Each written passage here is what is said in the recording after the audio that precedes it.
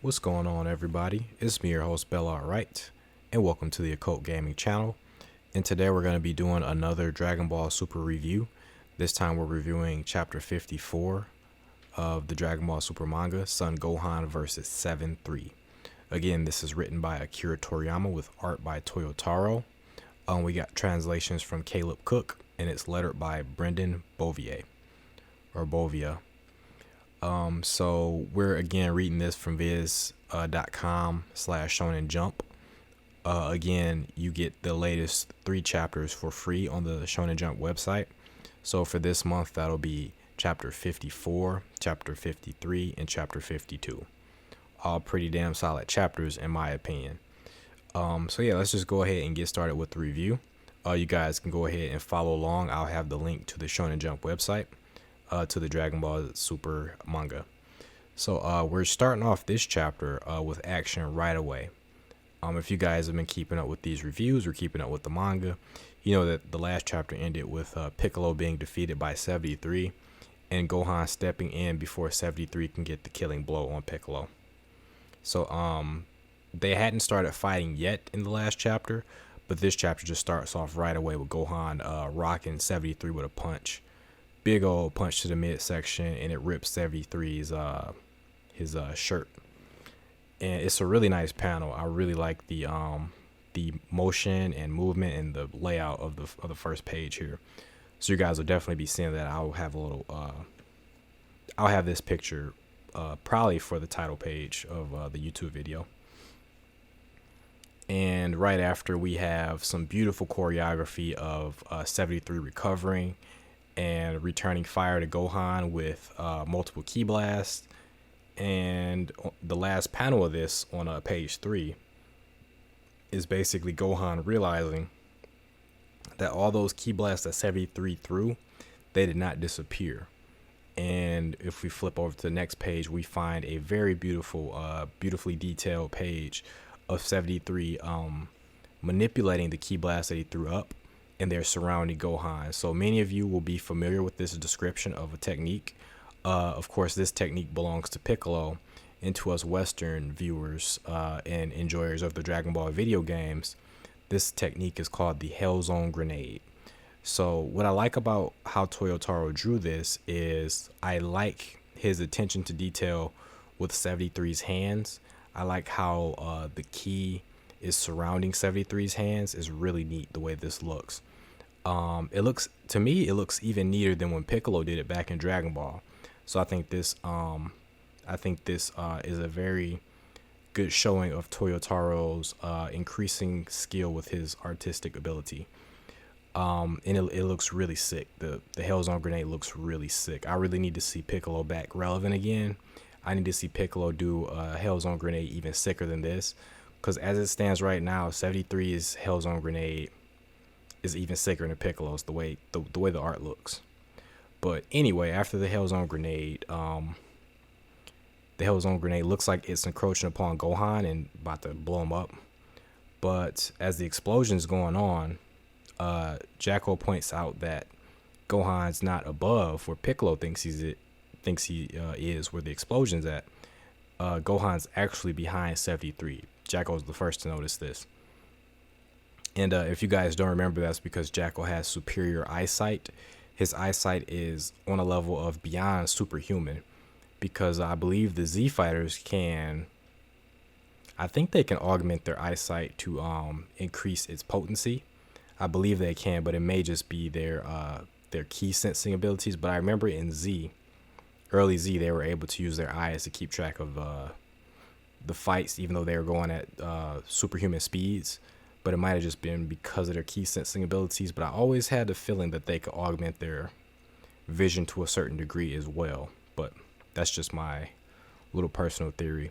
Anyway, Gohan here snuck up on 73, and he's behind him, and he has this really cool looking pose with his fingers set in like a almost like a if you've ever seen how actually it's Goku did this in the not the Battle of Gods. Goku did this in the Resurrection F movie, where he kind of did like this kind of gun motion with his finger, and then he did a 1-inch punch to Frieza. in the theatrical version of the Resurrection F, and Gohan's doing this same thing, but it's to 73's back. But anyway, we're gonna flip the page over, and Gohan actually fires a close range ki blast at 73, from this like a spirit gun looking position, like a Yusuke Urameshi spirit gun from Yu Hakusho. And then 73 gets rocked into this rock structure right under Shimoreka, the Sandland looking, the Beelzebub looking character. And 73, he's got messed up, and his clothes are ripped, and under it we see like a carapace, like a armor sort of thing, and the armor looks kind of like Cooler's armor.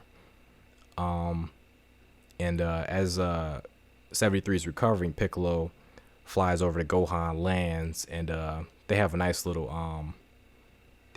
banter right here. Right away, Gohan says, Piccolo says, "Well done, Gohan." Then Gohan says, "I know your moves better than just about anyone else, Piccolo." And Piccolo says something I found pretty funny. He has mixed feelings about the fact that Gohan could be a copy of him so easily. I don't consider, Piccolo keeps saying this, but I don't consider 73 to be a copy of him. He knows all his techniques, right? But he can implement them pretty well. I'll give him credit. He's implementing Piccolo's techniques about as well as Piccolo. What's helped is the fact that 73 doesn't run out of energy. But I don't believe that he is a copy of Piccolo. He's just kind of doing Piccolo's greatest hits at the moment. But he doesn't have the combat cunning of Piccolo. Even though Piccolo hasn't been really showing his combat cunning lately, he doesn't really have that. So I don't consider him a copy of Piccolo. But anyway, Piccolo outstretches his arm, and he does the matter materialization to Gohan, gives Gohan a matching demon gi, which is Piccolo's uniform. And we move on, and 73 uses the gigantification technique that Piccolo used to use in Dragon Ball when he fought Goku. And he's a giant, and so Gohan mentions that. I'm kind of laughing at this panel of 73, like has this epic face that's shown from like three quarters view under from under the chin. And 73 goes to throw this huge wound up punch, and he misses Piccolo and Gohan. They dodge out the way. They dodge out the way just in time. So 73 has the classic big man syndrome, too slow to hit anything, and we're gonna see this a lot as Gohan dodges and dips around his grasp and punches. And Gohan says, "I'm pretty familiar with that one too," which took me like a few seconds to understand what he was talking about, because at first I thought he was talking about Piccolo's gigantification. I'm like, when would Piccolo have ever used gigantification against you? Even in your training, when would Piccolo? I don't think Piccolo would just whip out the gigantification randomly like that. He could, but the chances that have, I just don't see it with the way they write Dragon Ball. But what I understood this to mean was the fact that Gohan himself turned giant canonically, I believe, twice in the manga. Gohan turned into the Ozaru form, which he was giant pretty much. And the Ozaru form is much better than the gigantification, because with Ozaru you get a 10 times power boost, which is staggeringly good. So if you don't have any transformations, just go Ozaru. You get at least a 10 times power boost. And we get some really good choreography here with Gohan taking on 73 in his gigantic form, doing a bunch of really cool kicks and kick flurries, and just dancing around 73. One of these kicks looks like the kick Piccolo did against Imperfect Cell in their fight. And then we cut over to Krillin and I keep forgetting his name, but the panda bear looking guy. I think it's Yunba. I think it's Yunba. Piccolo and Yunba are fighting, but the racket from the fight with 73 and Gohan, or rather the vibrations of that fight, because 73 is so giant, are shaking the battlefield as far as the fight with Krillin and Yunba is concerned. So they're like, what's going on? And they look over to the other battlefield and see that 73 is gigantic. And they look very, very concerned about that, very shocked at the very least. And Gohan's still dancing around 73, and he's showing off his combat IQ here, which is really cool. He uses these he creates these two he wraps both of his hands in a ki. Then he flies around to 73's back, and he shoots these the two key balls that he created. He shoots them behind 73's knees, and they hit the two areas behind 73's knees and knock 73 backwards really slowly, at least slower than Gohan's moving. And then Gohan flies in front of 73, flies upwards, does this sick backwards flip, comes down with this massive dive kick, and kicks 73 right in the gut. And then he basically uses 73's momentum against him in order to rocket him to the ground even faster. So it's a really cool set of choreographed panels, and I'm really impressed with Toyotaro's fight choreography. And yeah, 73 is down. 73 is really, really down. He's hurt. He's super hurt. He's almost knocked out. And we see Yumba get angry, and he flies over to the battlefield to check on 73. Also, Shimareka's over here checking on him, and he's trying to get 73 back to consciousness, because 73's like, he's down for at least, like, it's got to be a 6 count. And Yumba asks Shimareka what's going on, and Shimareka mentions that the data they gathered for this planet was super outdated, and they mentioned that Gohan is the one they should have copied, which is really interesting. So that kind of shows us that they kind of knew some stuff about Piccolo, I guess, because they knew right away to copy Piccolo's abilities once they got to the lookout. But they did not. I don't know what they mean here, because it really doesn't make sense that they would have data on Piccolo but not data on Gohan. But they had at least enough information to know that Piccolo's abilities would be more useful than, say, Krillin's abilities. But then again, when you think about it, Krillin's abilities would probably be, depending on what they were doing, Krillin's abilities would probably be more useful than Piccolo's. Anyway, 73 gets back up. Shimareka tells Shimareka's basically directing traffic. He's kind of the dangerous one here. He's giving 73 orders, so they make quite a pair when you think about it. And Shimareka just tells 73 to get his hands around Gohan's neck, and 73 basically agrees.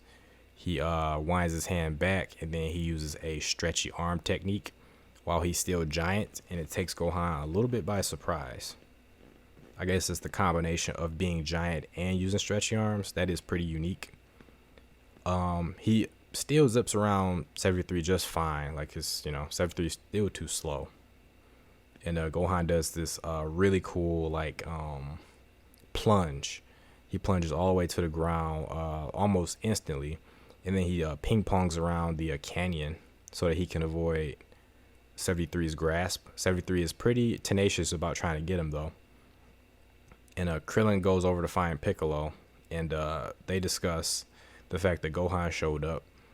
Piccolo's super happy. He has a lot of faith in Gohan, as Gohan dances around the battlefield and charges a Kamehameha as he continues to avoid 73's grasp. It's some really cool choreography here as Gohan zips around the battlefield, dodges 73's both of 73's stretchy arms, and then just kind of hops around his arms as well.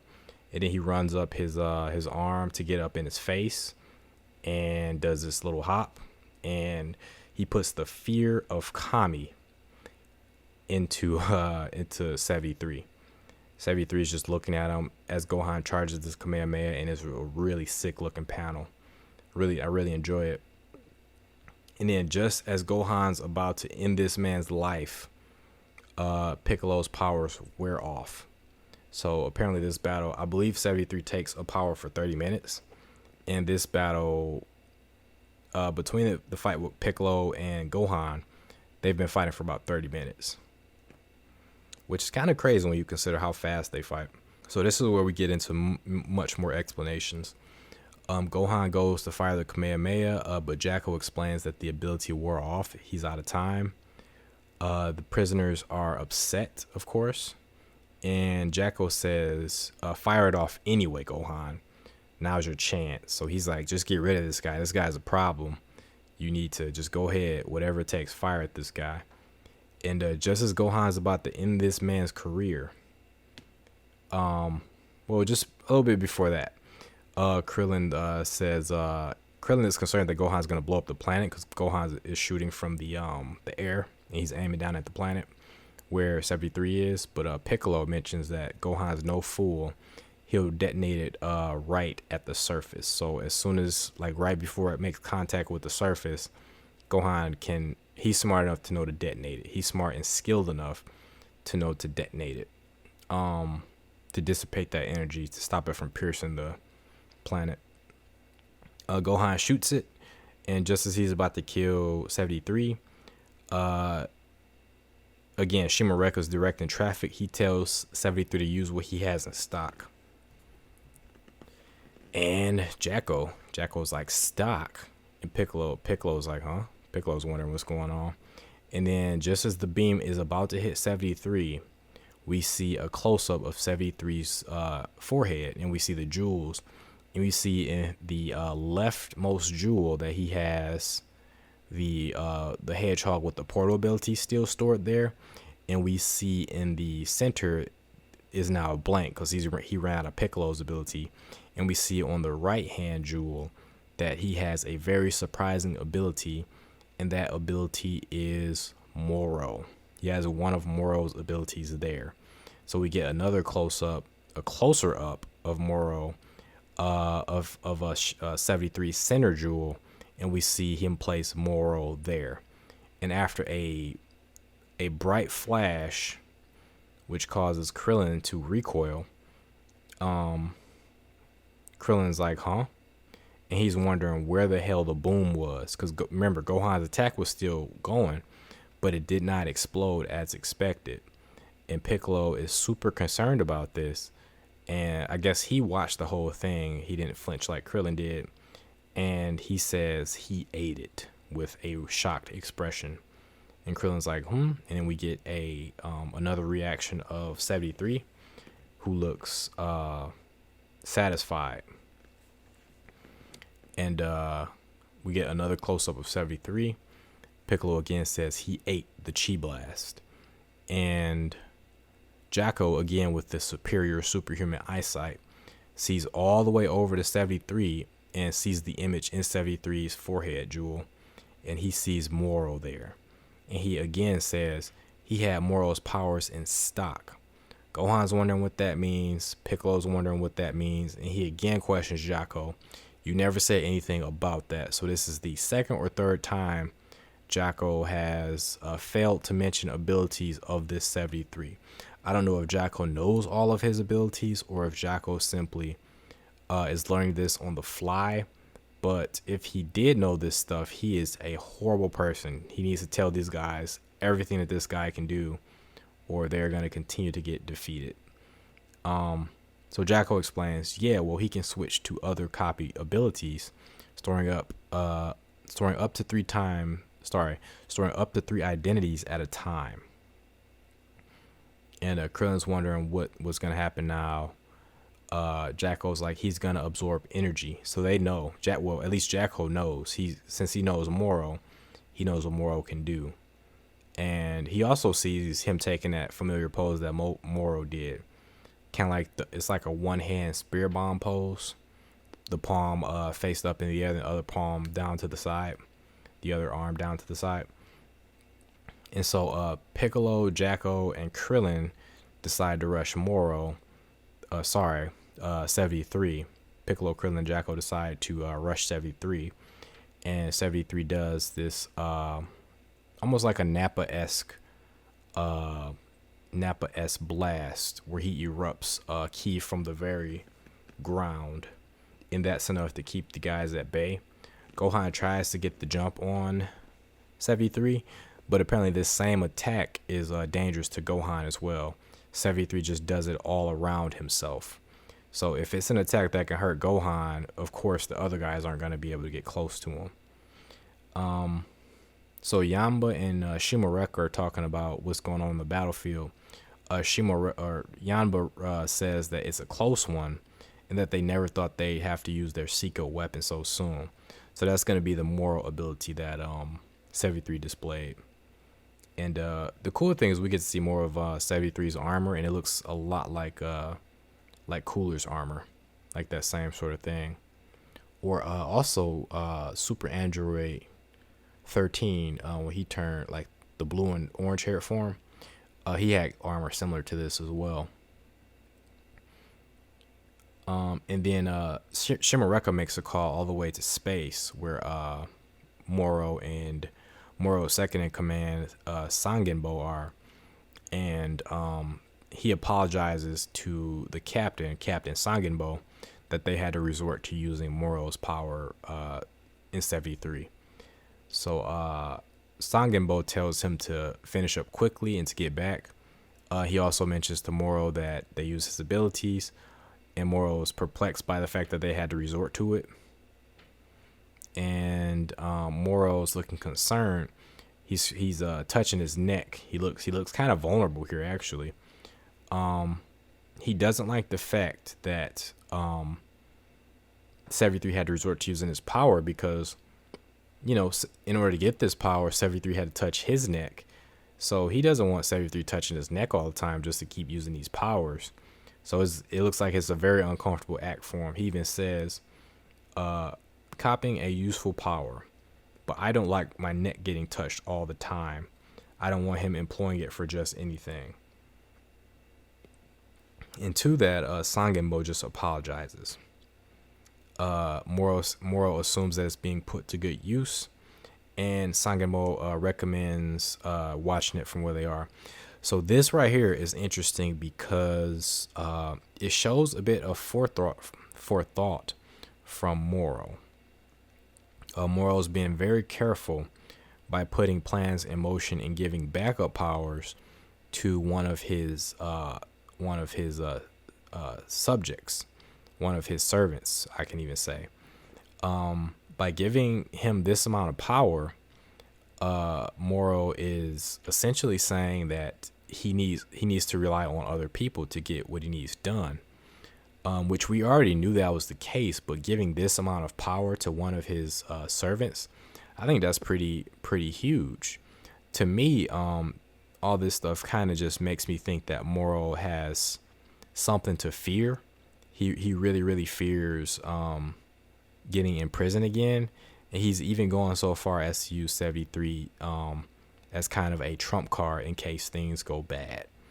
So if he really wasn't concerned about things, he wouldn't go out of his way to give 73 this extra amount of power, because this honestly gives 73 a lot of power, and can potentially be used against Moro.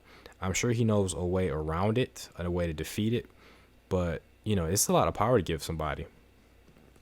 I just found that fascinating. And so Sangenbo tells Shimareka to switch to monitor mode. I'm not quite sure why they weren't monitoring this to begin with. I guess with whatever they were doing was much more important.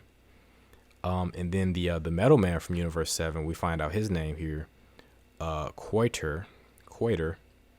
He's the one who projects the live feed, so that Moro and Sangenbo can see what the hell is going on.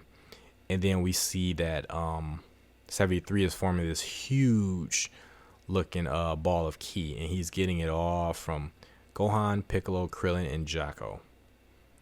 And those four are looking more and more tired as this goes on. Gohan's even collapsed to the ground. So is Krillin. Piccolo's still standing tall though. That's interesting. I wonder why it's affected Gohan so harshly and not Piccolo as much. And Piccolo explains that that's his energy absorption technique. Jacko is kind of looks like he's despairing right now, and the villains are just looking smug. Shimareka tells 73 not to absorb the planet's energy. It doesn't look like he's doing that anyway. 73 just says, I know, I'm only targeting these four. You can clearly see that represented in the art because all the energy is coming from Piccolo, Gohan, Krillin, and Jacko. So Toyotaro drew that really nicely so that we can understand it. And then we see this like holographic globe sort of thing that Moro and Sangenbo are looking at. And it's the fight on Earth. And so Moro is talking with Sangenbo, and he asks if 73's ability also has a time limit. And Sangenbo confirms that it does, which is why they got to end it quick, is what Sangenbo says.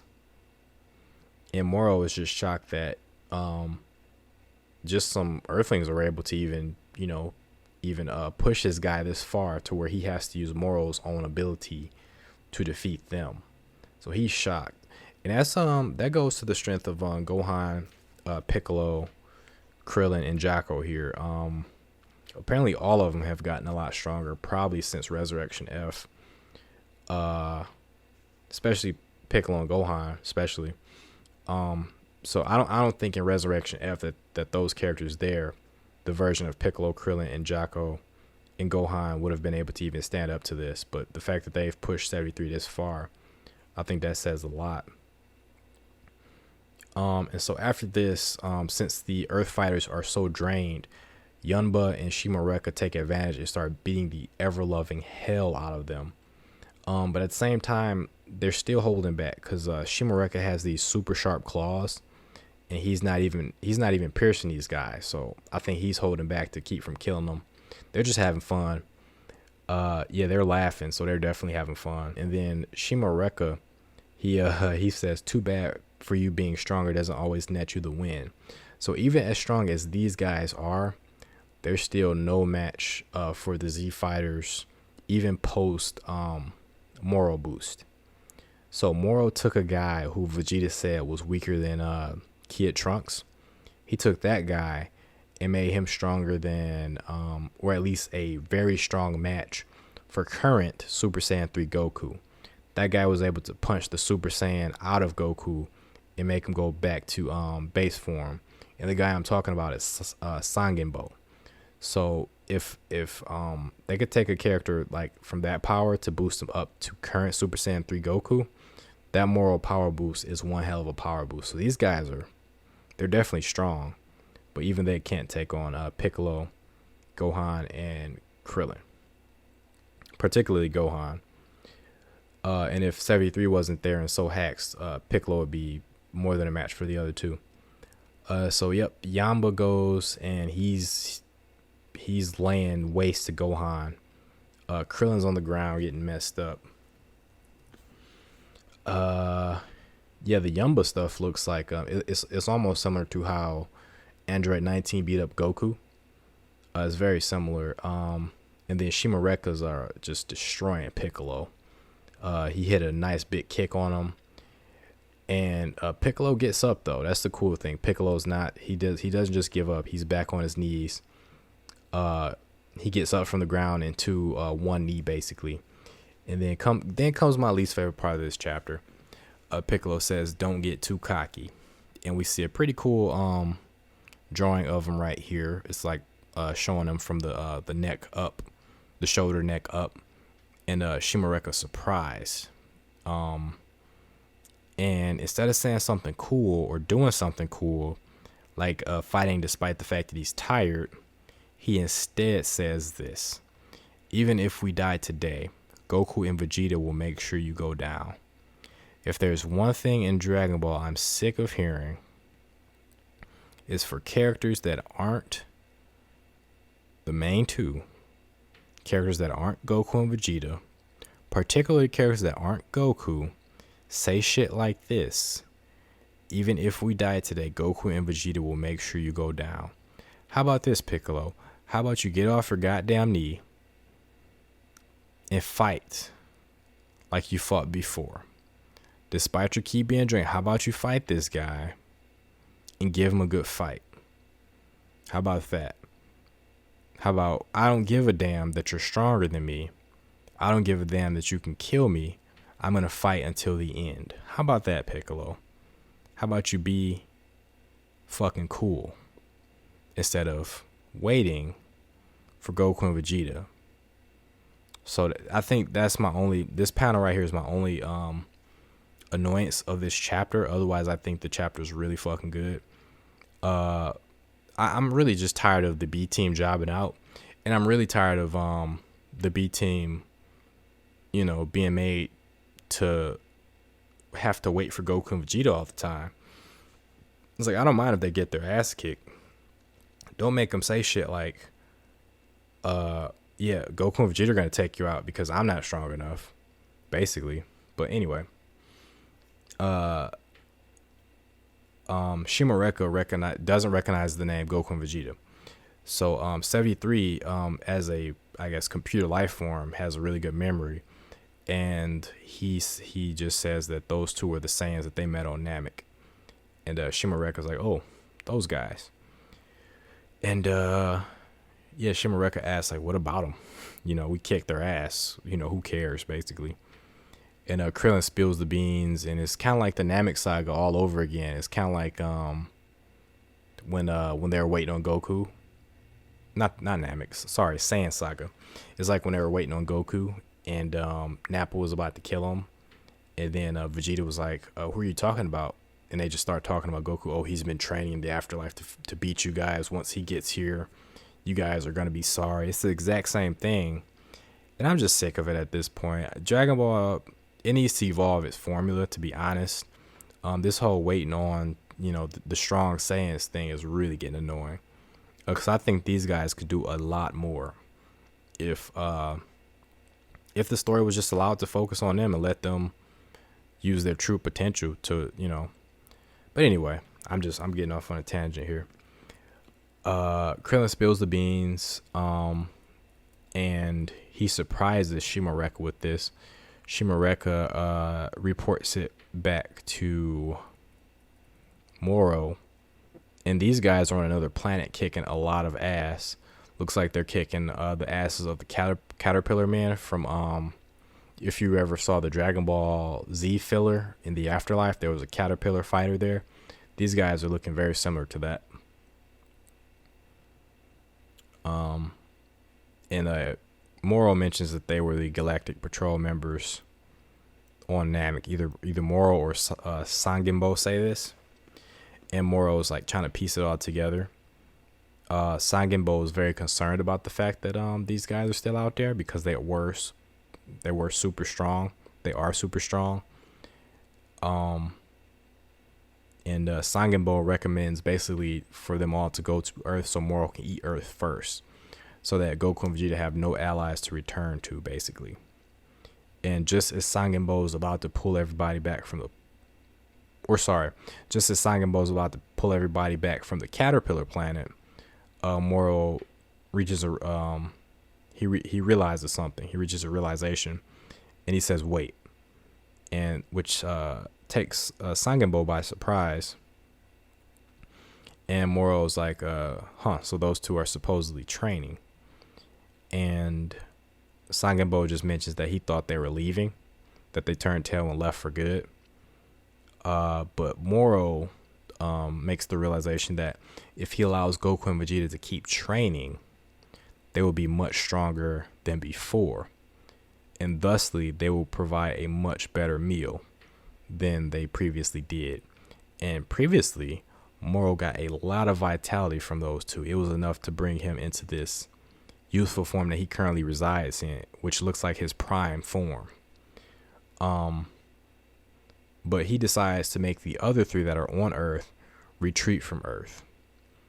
And he says just what I just mentioned, that once Goku and Vegeta return, he's going to consume them again, but they're going to have much more energy than before.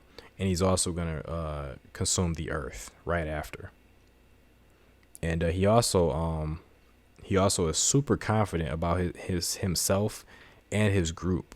he posits that the Galactic Patrol no longer poses a threat to him. So he doesn't care to even hide anymore. He's out and about. He's just going to do whatever he wants to do.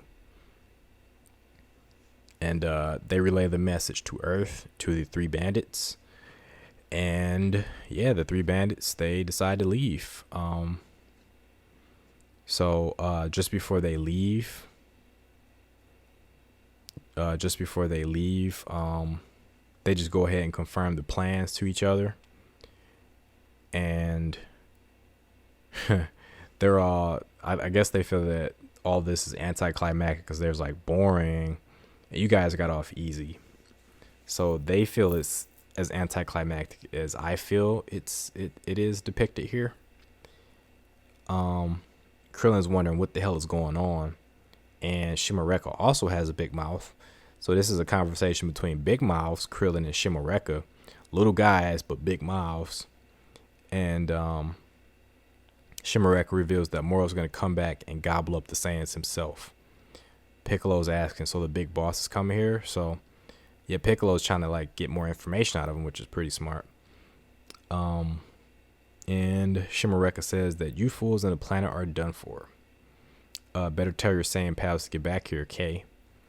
So, yeah, he's just goading them at this point. And again, Shimareka again reveals more information that he really needs to. He says he'll be back in a galactic cycle 7. And he tells them, don't even think about running. And Krillin whispers over to Jacko, how much time does that give us? Jacko lets us know that it's going to be about 20 days. So 7 galactic cycles is 20 days. And Jacko just kind of does something really smart here. Really smart and kind of, I don't know if he actually knows what he's doing or if he really thinks that they're using Earth tech. But what he says here is to Shimareka, he says they'll never make it back by 7 cycles. Or by cycle 7. And he says that they won't make it back by 7, or he says they won't make it back by cycle 7 because the Earth has primitive technology, and it'll take them at least cycle 8 to get back because the Earth's technology is so primitive. And Shimareka just like, really? For real? That long? And he says, fine, he'll let Moro know. And Jacko, I think Jacko did plan this on purpose. So Jacko's super smart, man. So Jacko lets out a sigh of relief.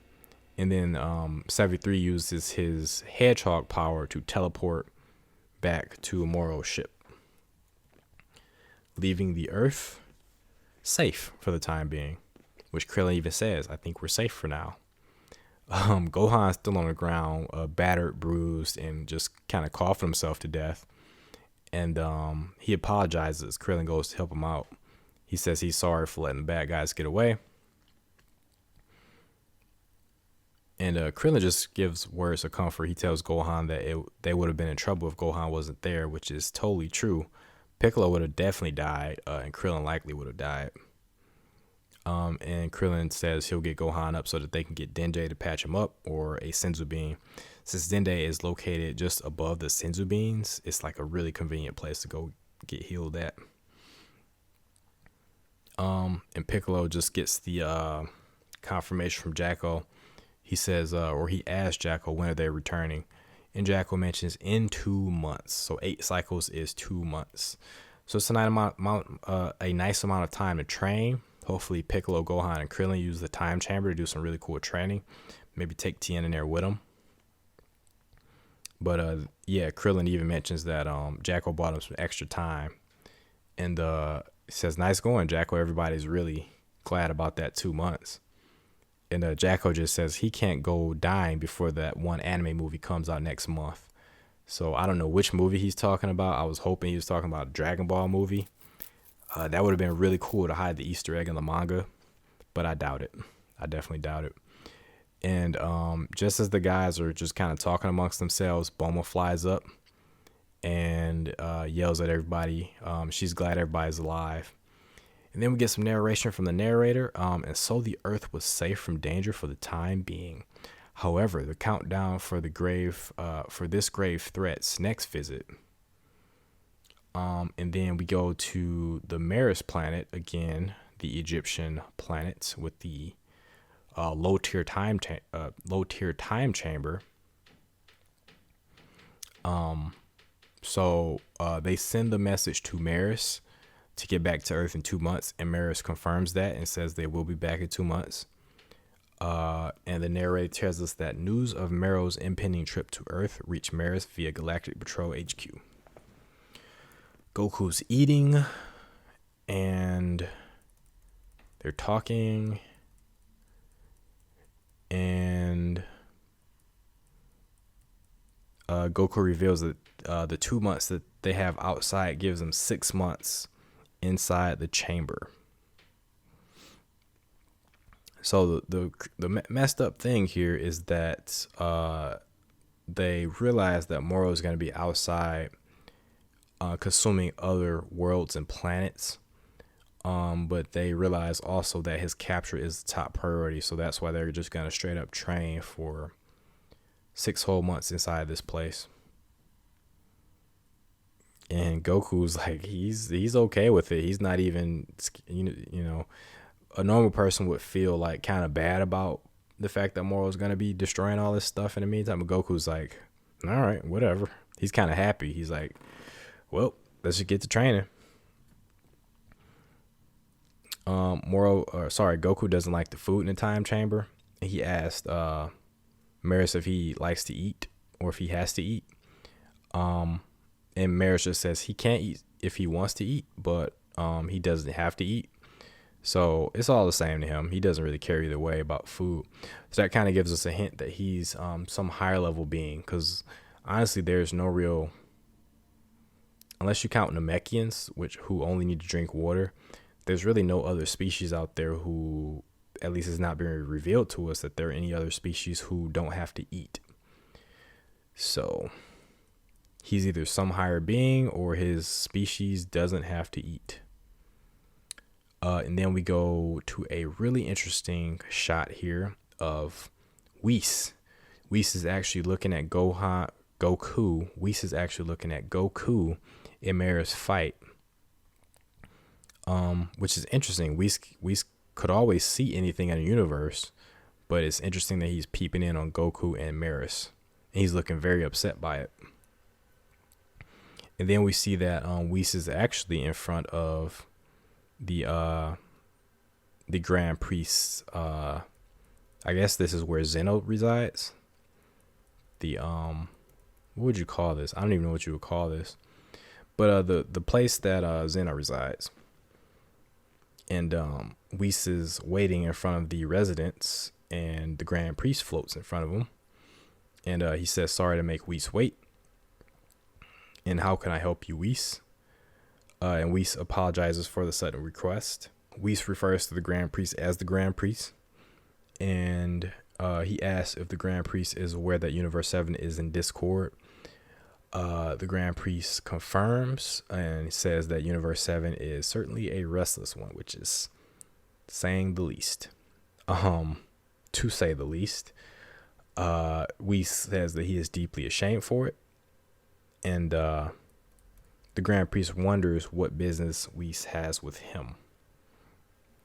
He even jokes with Whis that he says that you don't intend for me to save your universe, do you? And of course, Whis doesn't intend for him to do that because he knows that angels must maintain neutrality, siding with neither good nor evil. So this is just to let us know that these are the current rules of the universe. He just wanted to confirm something concerning their angel laws. And Grand Priest beats him to the punch. The matter of Maris, he says. And the chapter ends on a very mysterious note. Whis just says, you are aware then. So this leads us to a bunch of speculation. But I will just say before I get into that speculation that the chapter does not have any Vegeta. So I think he's going to get a big chapter next month, that he's going to be the main focus of next month's chapter. So that's going to be really good on Toyotaro. I like the way he did this. As far as speculation goes, there's a few cool theories out there already about who Maris is. The coolest one I've seen, which is also kind of the dumbest one for Dragon Ball, is that Maris is a half angel, half mortal. That'd be really cool. But I think Maris is going to be an angel, a fallen angel. I think Maris is going to be an angel who bucked galactic law and decided to actually help humans instead of being neutral, which is interesting to say the least. So that's my speculation on that. As far as a impromptu review goes, overall, I like the chapter. I already mentioned a couple of these things on Kanzenshu. I'm okay with Gohan and the other Earthlings losing. I am not okay with them jobbing as hard as they do. Their defeat in this chapter makes perfect sense. They're up against an ability that not even Goku and Vegeta can outpower. So it makes sense that 73 was able to use Moro's ability to defeat them. My problem with this is that they didn't put up much of a fight. That's my only problem. And that they literally ended up, instead of just fighting until the bitter end, their whole thing was, okay, you might be able to kill us and defeat us, but Goku and Vegeta are gonna avenge us, basically. So I'm so sick of that. I cannot tell you how sick I am of that. I just want other characters in this manga to get some W's on henchmen. I am so sick of henchmen coming in out of nowhere and just beating the shit out of our heroes with little to no fanfare. I just hope, because I'm not going to jump the gun on this, because this doesn't really affect this chapter. I still think it's a good chapter. I just hope that Gohan, Piccolo, and Krillin specifically get their run back against these guys, Yunba, Shimareka, and 73. I want those three particularly to get a rematch so that they can get their comeuppance. That's the only reason you create henchmen like this, for the lower tier to fight, so that they can get their receipts. If they don't get their receipts, I'm sick of it. I'm sick of henchmen beating our heroes that aren't Goku and Vegeta. I don't want to see Goku and Vegeta go into the fight and not only defeat Moro, but defeat the henchmen too, because there is no satisfaction from Goku and Vegeta beating these three henchmen. The satisfaction comes when Gohan, including Piccolo, including Krillin, fight these guys and get the win. That's what I want to see coming up. So hopefully they satisfy us with that. But otherwise, I love this chapter. This was really good. The stuff with Maris was particularly good. I really like this. I really like that Whis and the Grand Priest are getting involved. It makes the Maris stuff a lot more interesting. And I like 73. This chapter cemented 73 as a really interesting character. So I hope to see more of him. This chapter also made me a Shimareka fan because he's the brains behind the operation. The chapter also gave us some intrigue with Moro as to why exactly he would feel the need to give 73 his powers. So I think that's fascinating, and I think it's fascinating that he has certain vulnerabilities that I didn't think he would have. So yeah, overall a really interesting chapter, and I'm really pumped for next month. I'm not as excited as I was for this particular chapter because the cliffhanger last month was so good. But I am really excited about the next chapter, which I think is going to be a Vegeta chapter. I just hope we also get some training montages with Gohan, Piccolo, Krillin, and hopefully Tien and Yamcha too, and maybe some Roshi. That'd be cool too. But anyway, I appreciate you guys for listening to this long-winded ramble. I'm going to think long and hard about the format for the next review, because this one I feel like this one kind of got lost in the weeds a bit in the middle. So I want to figure out a way to shorten down how I describe each chapter and just give you guys stone cold dope on these chapters without any of the filler. So appreciate you guys for listening to this long ass review. Hope you guys enjoy the chapter. If you did, if you didn't, let me know in the comments below. But anyway, guys, I want you guys to take care. Till next time, peace.